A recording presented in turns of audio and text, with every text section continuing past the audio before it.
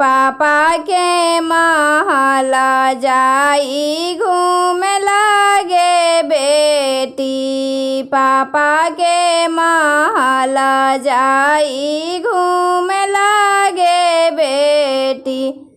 पापा के महल अब सपनवा होलवा बेटी। ससुर जी के महल अपना होलवा बेटी। ससुर जी के महल अपना होलवा बेटी। काठा के गुड़िया ऐसन फेंक देला पापा जी। जाला के मछलिया ऐसन तयागी देला पापा जी। जाला के मछलिया ऐसन तयागी देला पापा जी। कटोरे कटोरे दूधवा पी लागे बेटी।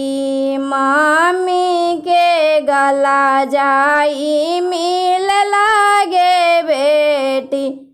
मम्मी के गला जाई मिल लागे बेटी।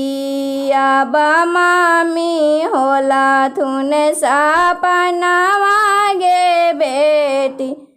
अब मम्मी होला थुन सपनावा गे बेटी। सोने के कटोरिया दूधवा पी लागे बहिनी। सोने के कटोरिया दूधवा पी लागे बहिनी। भैया के संगे तू खेल लागे बहिनी।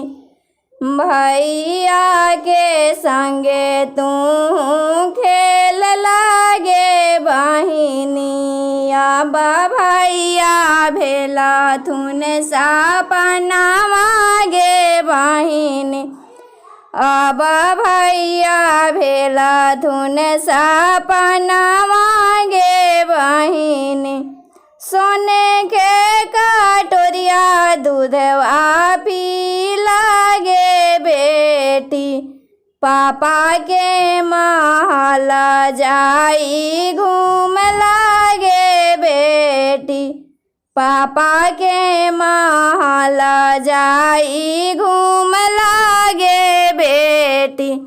अब पापा होला थुन सपनावा गे बेटी। अब पापा होला थुन सपनावा